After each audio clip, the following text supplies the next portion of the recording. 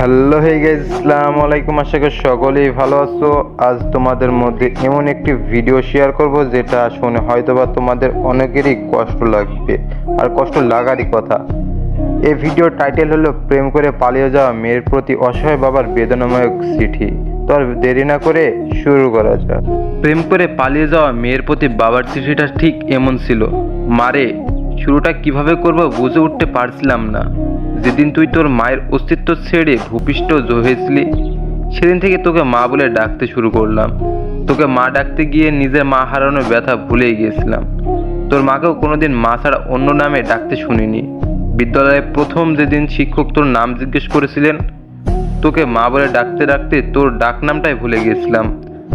আমি তোর নাম বলতে না পারায় সবাই আমাকে নিয়ে হাসতেছিল, তাই চিঠির ওপরে তোর নামের জায়গায় মা লিখেছি।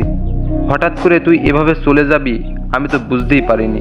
ছেলেটা যেদিন বাইরে ব্যাগ হাতে করে তোর জন্য অপেক্ষা করছিল, কখন তুই দরজা খুলে বাইরে বের হয়ে আসবি, আমি তখন ভেতরে বসে স্রষ্টার কাছে প্রার্থনা করেছিলাম, এই ভেবে যে আর কতটা ভালোবাসতে পারলে তুই আমাকে ছেড়ে চলে যাবি না।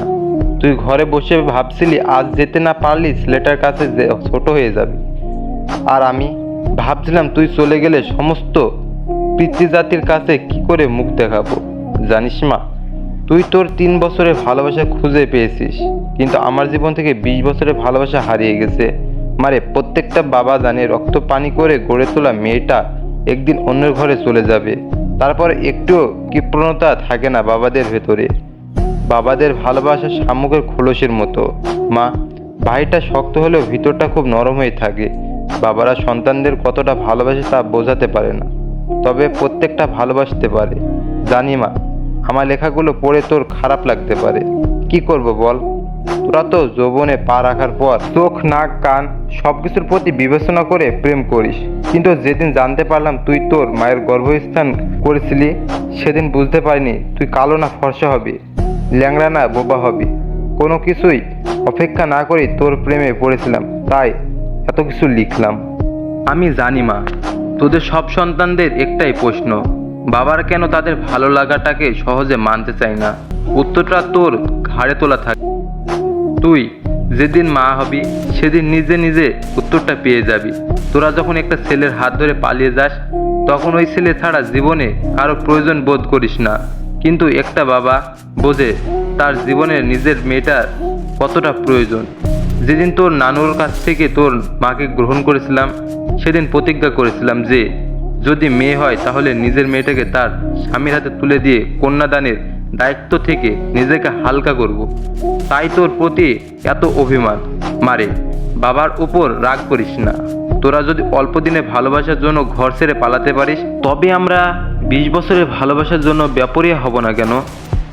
বাবারা মেয়ে সন্তানের জন্মের পর চিন্তা করতে থাকে নিজের মেয়েটাকে সূত্রপাতের হাতে তুলে দিতে পারবে তো, আর যৌবনে পা রাখার পর চিন্তা করে কোনো প্রতারণার ফাঁদে ফেলে পালিয়ে যাবে না তো। তাই মেয়েদের প্রতি প্রত্যেকটা বাবার এতটাই নজরদারি। যদি মন কাঁধে চলে আসিস বুক পেতে দেব। হয়তো তোর মায়ের মতো তোকে পেটে ধরিনি, তবে পিঠে ধরা যন্ত্রণাটা সহ্য করতে পারছি না। ইতি, তোর জন্মদাতা পিতা। আসলে এমন চিঠি পড়লে প্রত্যেকটা মানুষেরই চোখে জল চলে আসবে।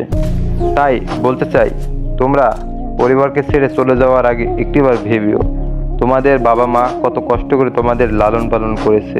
দীর্ঘ 20 বছর যেমন এই মেয়েটিকে লালন পালন করেছে, ঠিক তোমাকেও হয়তো বা 15-16 বছর বা তার অধিক বেশি সময় লালন পালন করেছে।